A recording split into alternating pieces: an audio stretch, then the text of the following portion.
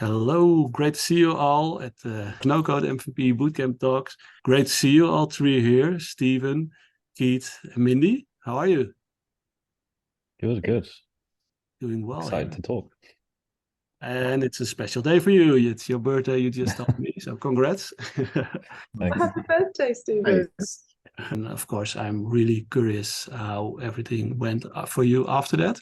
But since this is a recording for people who want to know more about the bootcamp, who want to learn more about it, yeah, maybe we could start with a proper introduction round. So I'm going around here. And Mindy, you are from London. You joined the bootcamp from London, sitting in the same office as where you now. The live recordings are live workshops are a couple hours later than we are recording this now. So normally it was dark behind you. Now it's light. Great to see that as well. Can you introduce yourself shortly? Yeah, so actually I heard about the MVP Bootcamp through a startup accelerator that I'm a member of. And one of my colleagues had done it and really recommended it. And although I have a tech startup and started a marketplace business, I'm not a technical founder. So actually I was finding it really frustrating to how long it was taking to try even the smallest idea. So I was really attracted to developing a bit more autonomy and just seeing if I could do it, and for interest actually, and just for fun. So, and it was all of those things. I don't know if I'm giving away the plot though. No worries. Yeah, great. So yeah, you are a founder. Previously you were into strategy, organization design. I read in your application when you joined us. Yeah, but as a founder, is that the reason to work on your own company that you joined the bootcamp, or? Yeah, and also for interest, right? I do think I'm really interested in sort of brain health. And one of the things that you can do to stay healthy in your brain is to learn new things. So it was both of those things, really, both professional and personal. And also, like, you know, I've got two young children who think it's hilarious that I can't really operate the TV. So I do kind of feel a need to have some tech credentials so that I don't look completely shown up with these kids. So yeah, it was a mixture of all of those things, and I find application across all of the things that I'm involved with. So I'm a non-executive director in a number of organisations. I'm a founder, I'm a consultant, and a coach. And actually, the ability to automate tasks I can use in all of those different spheres, and the ability to create products is again useful in all of those spheres. I can see applications in all areas of my life, including personal, you know. So the first thing I built, you might remember, was really rough, but it was a guide to nice restaurants in Rome, which I took my children to for a little holiday.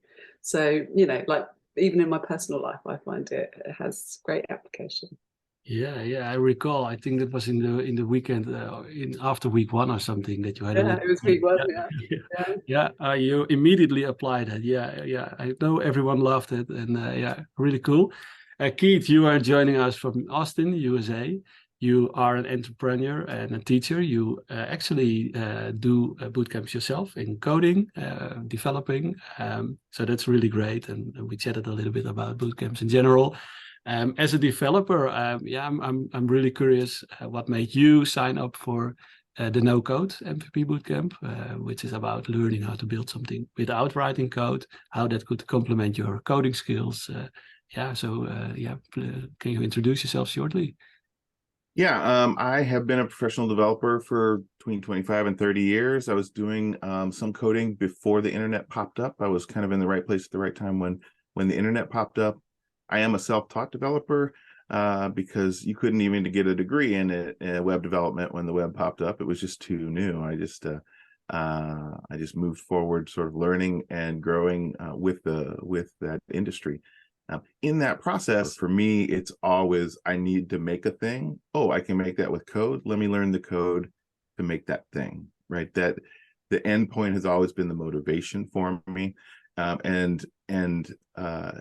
Because that's been my orientation, you know, looking for problems and problems that could be solved with code has sort of pulled me through my whole career, right? And this is really just an evolution of that, right? I'm looking for other ways to take those concepts that are in my head and make a thing in as efficient way as possible, and really lean on having tools that supercharge the things that I don't like to do about the building process, so that I can focus on the things that I do like to do, right? So I'm not a database guy. I can make them. I've made tons of them. I hate every minute of it. And so to have a tool that just allows me to pop up a database very quickly and throw data into it and pull data out of it, then I can focus on building the part of the application that the human interacts with, which has always been the thing that's motivated me. So that's what draws me to these kind of tools, and it's why I get super excited about learning this kind of stuff. Yeah, great. Yeah, I really see how it complements each other, and especially with the AI developments, you see a lot of people combining these things. So that's a really great perspective. Yeah, great you're here and that you joined our bootcamp. And as Stephen, you are joining us from Budapest, Hungary. You are a community person and had a clear goal in mind already. We chatted before the bootcamp already, that what you wanted to achieve. Can you tell us a little bit more about yourself and why you joined the No Code Bootcamp? Yeah, sure. So my background is actually quite varied, but in the past 3-4 years now, I've been working in the community space, and I've kind of gone from being a community manager to doing kind of the back-end community operations side of things. And now I'm really kind of, through my work, I've realized that one of the things a lot of community builders actually struggle with is time, because there's so many of these manual activities that they're constantly doing, keeping up with messages from people, engagement, etc., and then building the back end as well, that I actually wanted to try and find some more ways to reduce that manual workload that they have. So in keeping with that personal mission, I was looking at, how can I actually build some tools to help with this, because there's lots of great things out there already, but it's still a very small niche in terms of what's actually available to community builders and what they can use. So I looked up about 100 Days in No Code, which was recommended to me by a friend. So I thought I'd apply, and it was really to learn a bit more about how I can create some great tools in the long term that save people time and that integrate really well with their communities. Yeah, really exciting goal, and I think it's a good product that you built. We will talk a little bit after in a little bit more about it. Just for the visitors, people watching this recording afterwards who don't know me personally yet, I'm Harold, part of the team, the bootcamp team. But I wasn't always. I joined as a participant myself first in October 21. I'm also a founder, a non-technical co-founder here of my company in the Netherlands. And I joined when Max Heining started the bootcamp in October 21 as a participant. It helped me a lot. I was really glad that I did it. So I wanted to help Max grow it. And that's when I became part of the team in January 22. I love to be around, and that's where I met Mindy, Keith, and Steven. So then for people watching this recording, we will be in touch when you join the bootcamp, and I will help you during the program. And what is the program about? That's what I would love to discuss with the three of you, to give people watching this a little bit more of an understanding. So that's great that you can share this here. The bootcamp is a 30-day program, and it starts with week 0. So that's an async week to get warmed up, to practice a little bit, to read a little bit more about no code. It's 1.5 months ago already, but do you recall week 0, Mindy? How was that for you? Did you really needed it to get into the no code, or was it all familiar for you already? No, I found it really useful because, and I think I've got this right, that it included some mini tasks as a way of trying to understand the topic in a less theoretical way and a more applied way. And for me, although I understood the concepts because I have I've started a tech business.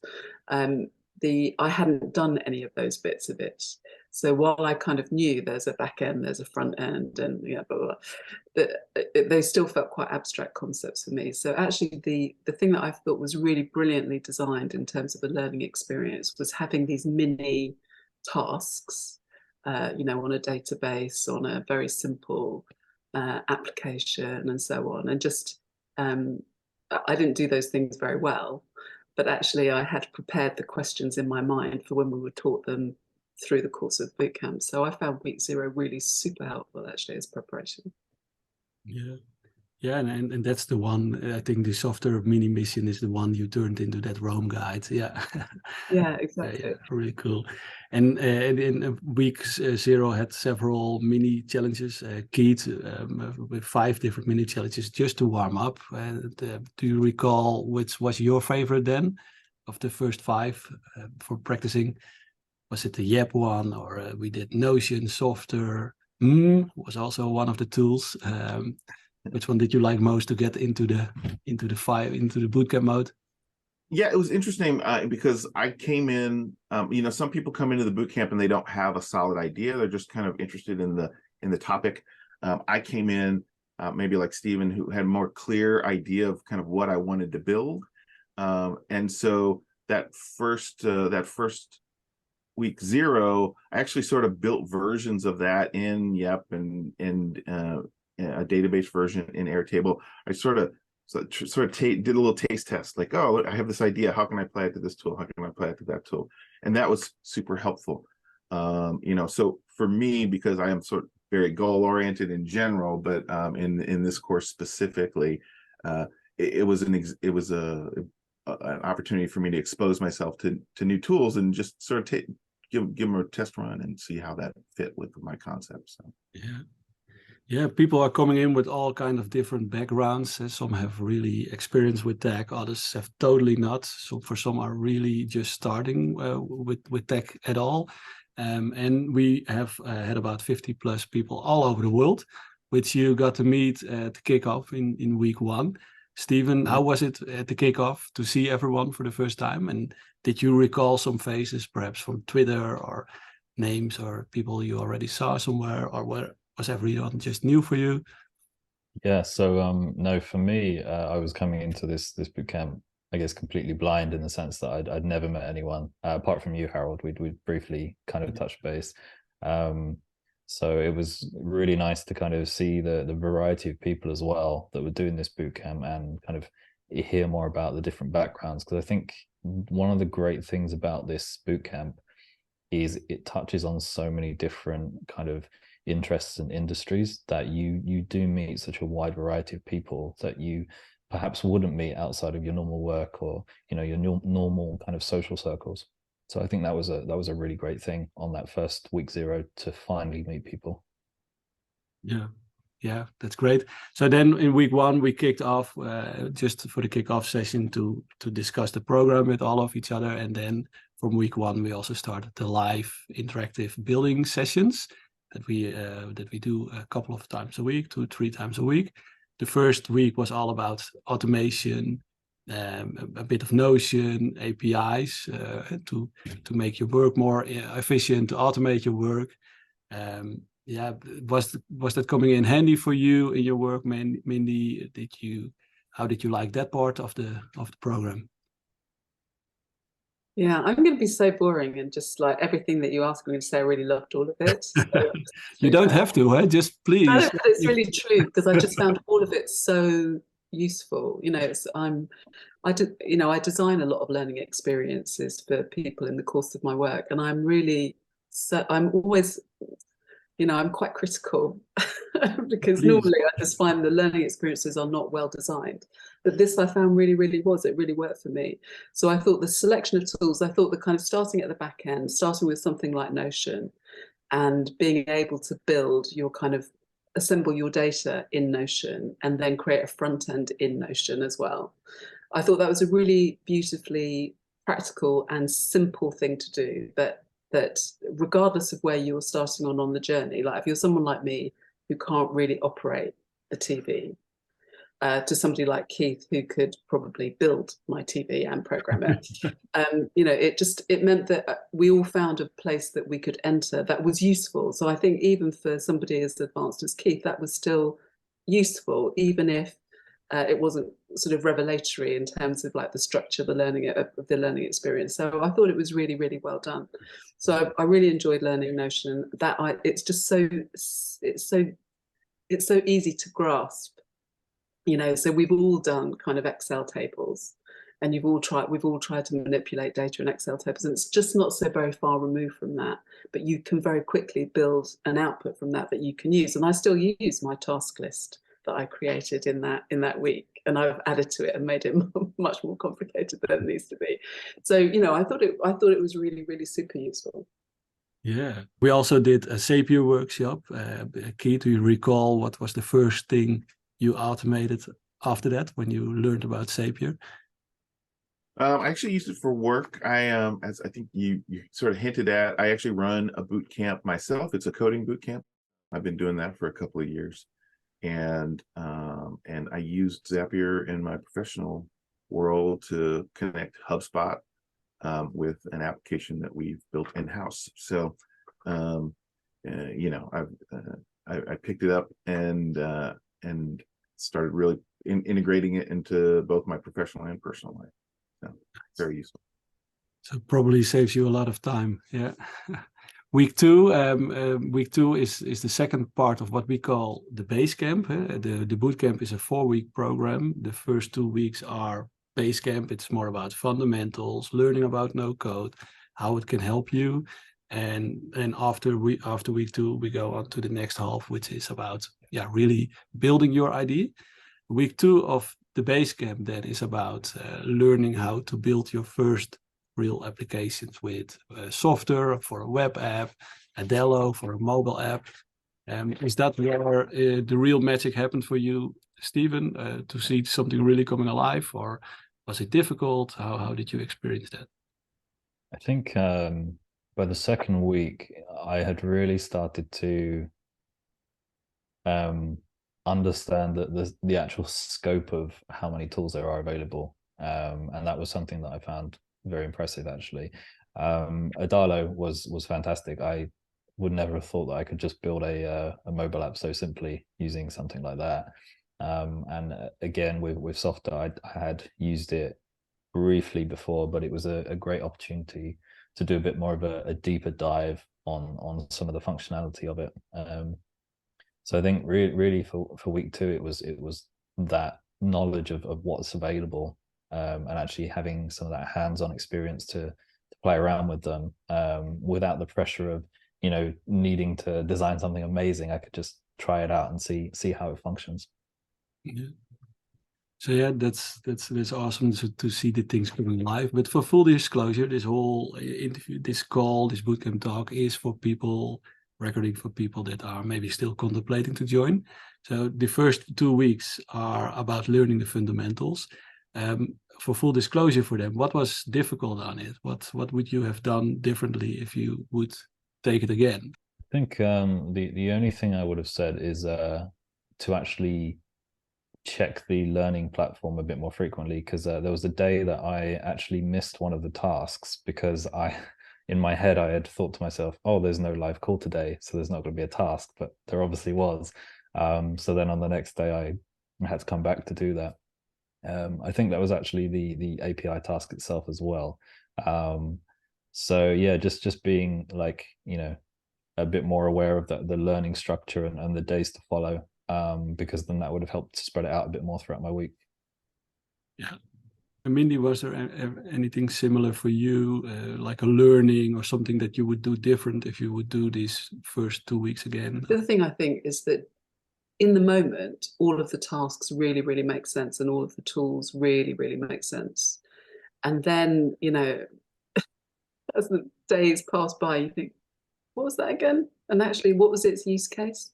So I think there's something about, if you can take the time to do the additional tasks which are optional, I think that's really useful for embedding the learning. And I think if I were doing it again, I would try and understand a bit better what are the limitations of each tool? Like, what are they really well designed for, and what are the limitations of each tool as we go along? Yeah, yeah. Thanks for sharing. Then after the 2 weeks, the base camp is basically done. We touched the core fundamentals, and we are going to build your ID that you picked. Stephen and Keith, you both came in with a clear ID, and Mandy, you also had an ID, I think, really in the first week already in your mind. Keith, can you, before we go into the week 3, can you quickly tell a little bit more about your ID? Because it was interesting. You built a physical product 10 years ago, if I recall well. Can you give us a little bit more context about your MVP? Yeah, as I said, I'm a person who likes to look for problems, and when those problems have a code solution, that's one thing. That's one way to build it. But actually, I've started taking 6 products to market over the last 30 years that were physical products, because you write code all day. Sometimes you just want to change it up in your personal life. So I'm like, I want to build a physical thing I can hold in my hand. And so I had an idea for a product to help people keep on track with their car maintenance. And so it was a physical product, but it was not the best sort of way that product should probably exist. And when I built it 10 years ago, it wasn't so easy to build that out as a piece of software because of the complexities. And now it felt like the right time. So that was my goal, was to build a piece of software to help people both track the maintenance of their individual cars, but also to send them text reminders so that they would have it with them, when they needed it, essentially. So I felt it was a better form factor for that. So that was my goal, to build that. Yeah, you turned the physical product in a nice, digital product, which is also finished and launched now. So week 3 was all about building this. We had a couple of the workshops, not about tools, but more about scoping your MVP. Which tools should you select for what to build? And we had an office hour with the experts from our network, the practitioners in residence, with all kind of different expertises to help people out. Stephen, have you been in touch with the experts who helped you? What did they help you with? Yeah, so I think the biggest help that I got from this was actually on the idea of my MVP, and this was with Dan Parry, because even though, as you said, I had quite a strong idea coming in, it was very, very broad, and Dan's workshop really helped me narrow that right down. So it was more of a condensed idea that I could actually take action on without getting overwhelmed by all the possibilities that I could work on. So I think that was one of the most valuable things for me in the week 3, and then also talking to you as well, Harold, afterwards about that to bring it down even more. So yeah, I'd say that was probably the best contact I had with one of the experts. Yeah, all different disciplines. Mindy, have you been in touch with the practitioners in residence, as we call them, the experts that are joining us? Yes. Yeah, I didn't ever feel on my own with it, which I have to say for me is one of the really big things about the bootcamp. I really felt like I was in a community of people who were going to really be my teammates in helping me solve problems. And I think that is sometimes when I learn on my own, particularly when I'm learning like how to do something, rather than like, do I just need to understand it? I don't mind doing that on my own, but like learning how to actually physically do something, I find I want to be alongside people to do that with. And so I found, even though we couldn't fix the problem, the fact that we were in it together and I wasn't on my own with it was really, really lovely. And then I also had to learn how to do a more complicated API call. I don't know if the poor chap has recovered from having to try and teach someone as unreceptive as me, but that was useful. Yeah, really good. On each Friday we ran peer groups for people who opted in for that. So it's optional. People could select their own preferred time based on the different time zones. Stephen, how was your peer group experience? A really good experience because it gave us a bit more time to really connect on a personal level, because even during the workshops, like, so as Mindy said, we were on one of the workshops together. During that time, you're trying to focus and actually, learn, and you're working through the worksheets that we've been given. So I think having the time to just really talk to people, even though there are tasks to do still, that it's not like you're feeling, oh, if I don't get this done, then there's going to be a big problem and my learning's behind, because they're more of a social task anyway. So I think they're well worth joining just to connect with people, because sometimes you might get an idea from talking to someone that you wouldn't have thought of before. I think making those connections, I think was helpful, because I did see a lot on Slack where, once everybody kind of heard about everybody else's idea, there was a lot of kind of sharing of like, hey, have you seen this resource? Hey, have you tried this thing out? I saw a lot of that kind of interplay happening on Slack. And that really was, supercharged, I think, by just everybody having those connections and knowing what other people's projects are and being supportive in that way. So yeah. And then in the fourth week, we wrap up the bootcamp by demoing all the MVPs. So in 30 days, lots of people built out their ID to share during our demo on the Wednesdays in week 4. To celebrate all the accomplishments, whatever the ID is, really diverse, all kind of different tools used. Keith, for you, if you recall from the demo, which of the MVPs of the other people stood out for you and why? The thing that really kind of stood out is just the variety. I was seeing a lot of that emergence come out of in these final projects where people were really being smart about pulling together disparate tools to build more complex things. And that's the thing that really kind of impressed me overall. I think by the end of it, being able to see something created from scratch, not really having used these tools that much before, not needing to use any code or anything, just purely using drag and drop builders, it was quite an impressive feat in my head to be able to see this come to life. So I think it was a great experience having it all condensed in that short time to push you to develop something great. Is that the advantage of a cohort course with basically with the time limit on it? Yeah, definitely. I think I'm sure there's a statistic around this. I can't remember what it is exactly, but there's a certain percentage of people that never complete a course because when you're running on your own time and you're trying to go through modules on your own, there's not really that accountability to finish. But with the cohort, you feel a good pressure to keep up with it, to see it through to the end. And because it is a limited time, you can't just spread all your time out and think, oh, I'll do it tomorrow or I'll do it the next day. I think that the accountability there is really important to get something great out. Yeah, nice. Yeah, and you, Mindy, at the end, the demo, we all saw all those products. You built something which I think a lot of people, parents can relate to. So you built something for busy parents between work and kids and things to go out. That was a really great MVP, and we saw a lot of other MVPs as well. Can you recall one of them that you really enjoyed? So for me, obviously, I remember Keith's because he and I discussed it quite a lot, and then to see it come to life was great. And it's a really genuinely really nice product. I can see it doing really, really well. I think it has a lot of applications. So I really remember that.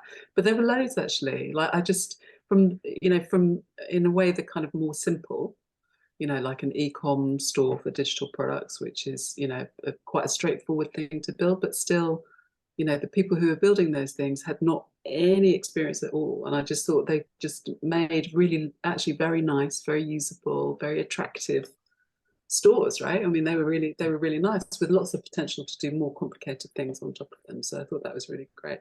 To people who were like generating AI generated customers in order to gather feedback on products without actually engaging real customers, which I thought was a really neat. Yeah. I found them all really impressive in their own way, right? In their own. I agree. Well, thanks for sharing, all three of you. It was a pleasure to have you on board of our bootcamp. I really enjoyed your journey. Thanks for sharing your honest experience with people watching this who might still contemplate joining. Wrapping up this now, we probably can talk for hours about this.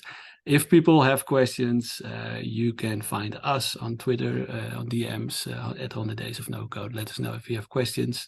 And if you want to join the next bootcamp, you can do this by signing up on 100daysofnocode.com/no-code-MVP. We start on 1 May. To wrap up, one last advice for the people who join.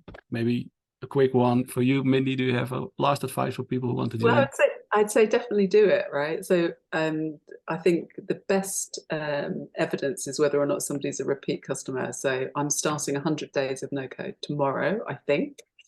And I would definitely do the MVP Bootcamp again, right? So like, I think if you're prepared to be a repeat customer, I think that's really good. And I have to say, it's just a lovely experience. Harold, you and Max created such a lovely, really genuinely lovely, warm environment, and that's not that's not easy to do. It was really a lovely experience. I learned a lot from it and really enjoyed it. So I would say do it. No, thanks for the kind words, and I really enjoyed it too. Thanks again, all. We stay in touch, and I'm really looking forward for the next steps in your journey. I will share this with everyone, and let us know if you have any questions after watching this recording. See you around, guys.